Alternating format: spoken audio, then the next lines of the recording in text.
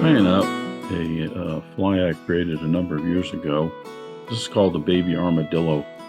There's kind of a long history about this fly and how it got started and how it got its name and everything, which I'm going to forego in this video because there's three different versions of this. There's the Baby Armadillo, there's the regular armadillo, which is a smallmouth version, and that is this one right here. Give you a little preview. This one's going to be done next week. And then there's even larger version, the Armadillozilla, which is for like toothy critters and stuff, bigger bass and pike, things like that. Anyway, it's a straightforward, simple fly. There will also be a supplemental video coming out after the last one, showing you how to make cutters for making these little round discs. And at that point, I'm going to give the history about the fly. I just wanted to do just a general tying video on how to tie this fly. It has been one of my most productive panfish flies over the years, as well as smallmouth bass flies in terms of topwater slider. That's the Baby Armadillo. I'm going to get started tying.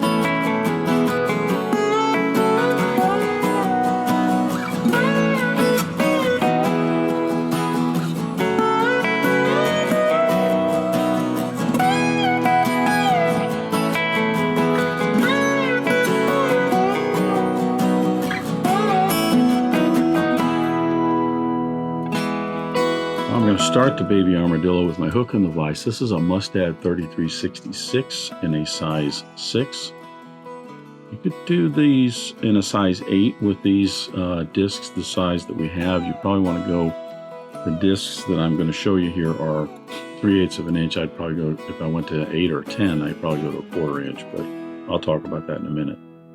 This is just a standard bass hook. It's a wide gapped, straight shanked hook. Replacements for this might be a Tiemco 8089, Gamakatsu B10S, something like that. So once I've debarbed the hook, I'm going to attach my thread.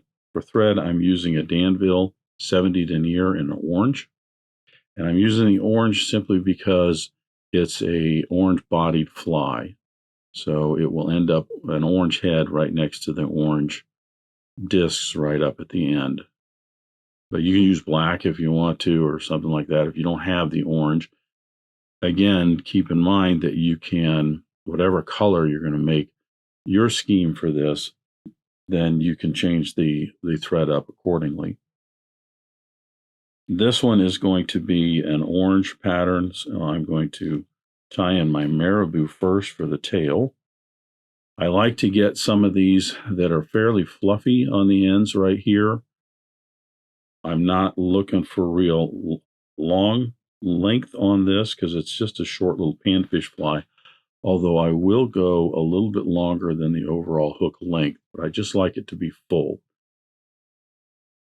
You can get some feathers, I'll show you one here in just a second, that aren't quite as full. The tips and the ends are a little bit sparser.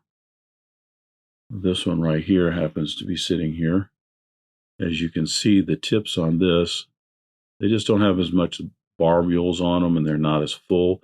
You can clip that out, tie these in, and even pull some of these off if you want to get to a little bit more fuller portion here. But this particular feather, I don't have to do that with.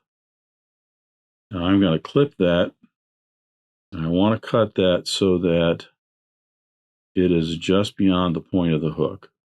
Right about here is where I'm going to actually tie in those discs. So back here is where I'm still working on the tail section. Now here I'm going to tie in the rubber legs. I'm going to bring my thread forward to just about the point of the hook. Rubber legs and choice of rubber legs are up to you, whether you want to use rubber or whether you want to use silicone silly legs. I'm using for this a black barred orange medium round rubber leg here. These, I've taken one of these that's real long, like this, cut it in half. I'm going to tie this in so that these extend just a little bit past the tail, not much. I'm going to tie this in on my side here, working my way rearward. I get about almost to the end. I can pull these over to the other side and wrap those in.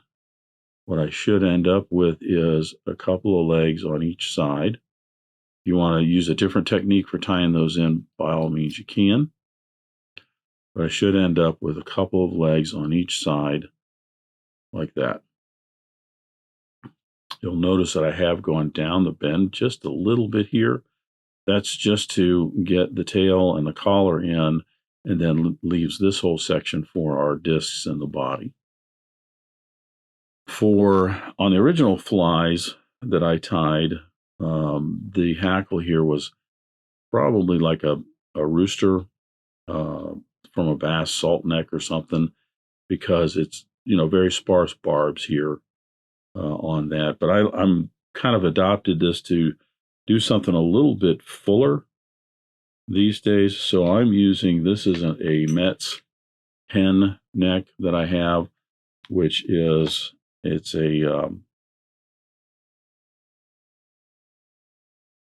genetic neck. So the feathers are a little bit longer than, say, just a small generic hen neck. And I'm going to clip the end of that off and tie that in. I'm going to wrap forward to just about the point of the hook right here is where I want it to end. If it goes a little beyond, that's fine. Then I'm going to wrap this in. Now I'll probably wrap most of it in, because what I want to do is just try to fill in that space. You could use a schlappen if you want. The problem with the schlappens is that most of the feathers, they'll start out the right length, the barbs are the right length, but you very quickly will get into very long barbs on them. Now, next week when I'm doing the smallmouth armadillo, so the smallmouth version of this fly, then I do use a schlappen, because I want it to be a little bit longer. I want it to be a little fuller. It's going to flow a little bit more, have a little more action. This is for panfish, so you don't have to have, a whole lot in here if you don't want to. If you want to make this just a little bit smaller.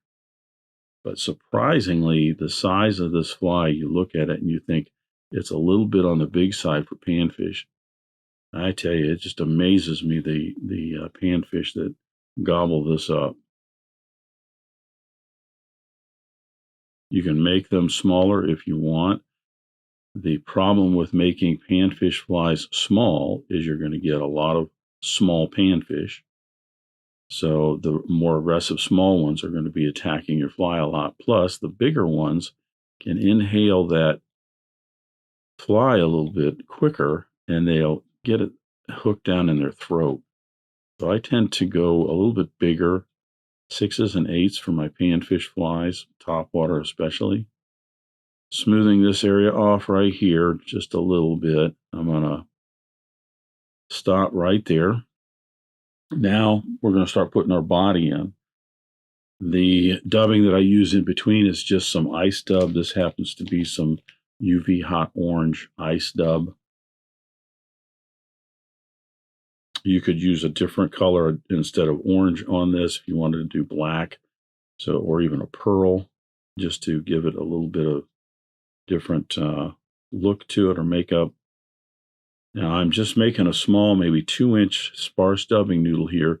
What I want to do is I just want to cover this up and kind of fill this in, just making a little bit of a bump back here.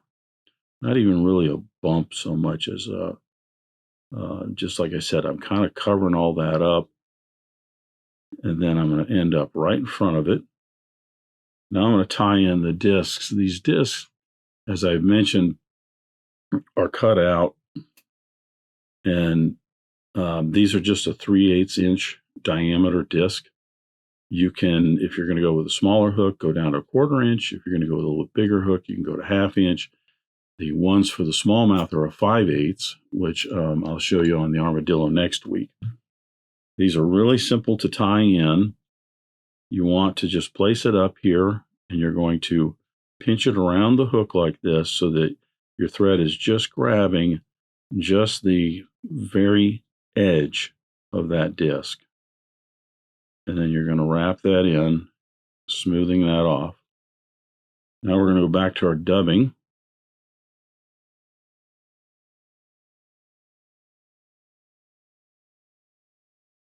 I'm going to make another probably about 2-inch dubbing noodle here. You don't want to pile this on. What we're looking to do is just kind of cover this all up like this, and then end up right in front and tie in the next disc. You want to be careful, because if you put too much dubbing here, what it's going to do is when you tie this disc in, it's going to cause this disc to want to stand straight up.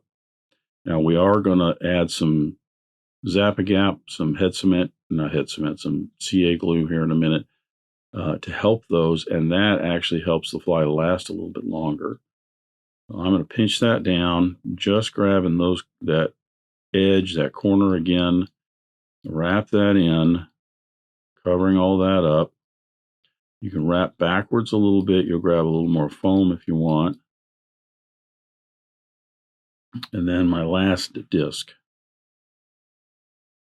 I'm going to tie, oh, no, sorry, got ahead of myself. I'm going to put in some more ice dub. This also is going to be just to kind of fill in the space. The last disc should end up being tied in just a little bit behind the eye of the hook, so we can end up with a little head to the fly right there.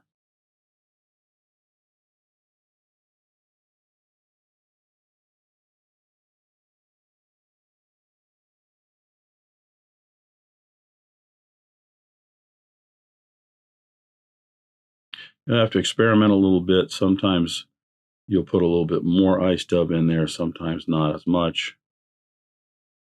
But as you can see, you get pretty much, if you just reserve the shank of the hook for the body, you should get separated some even spacing. Now, I have not put ice dub in the past up here, but if you wanted to, you certainly could put just a little touch right there to cover that up. Put in your whip finish.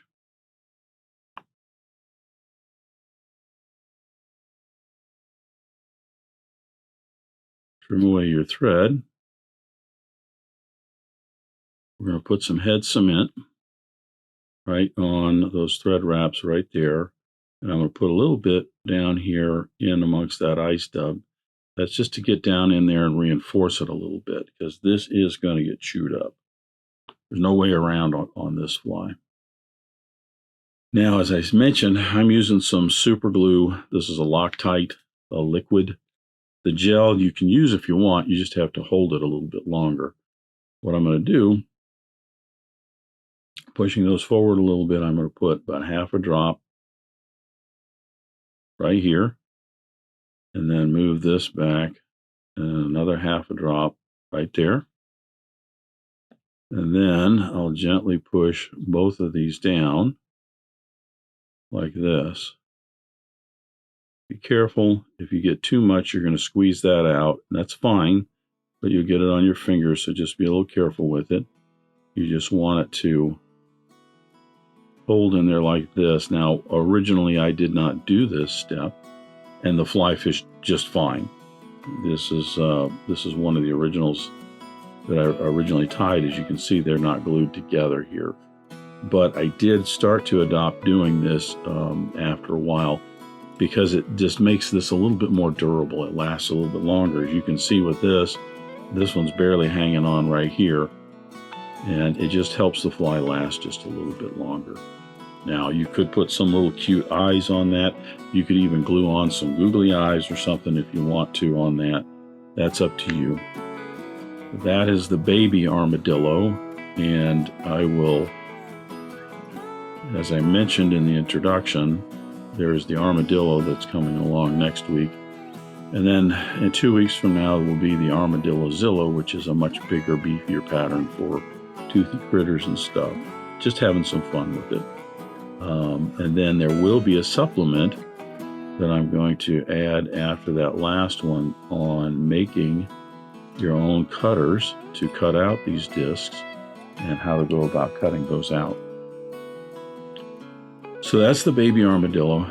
Thanks for watching today. thank you for joining me at the Vice today. I hope you learned a new pattern, at least a tip or trick here and there. If you'd like to help Dress Irons, you can like, comment, share, subscribe, all those wonderful things for the video. You can also head out to dressedirons.com where you can buy flies, tools, stickers, and merch, or you can join a growing community over on Locals at the Dressed Irons Fly Tying Guild. You can also donate to Dressed Irons if you want through the link at the bottom of the description. I thank everybody for their ongoing support, as it really does help the creation of these videos. And what's important is to remember, only fly tying. If you're not having fun, you're doing it wrong.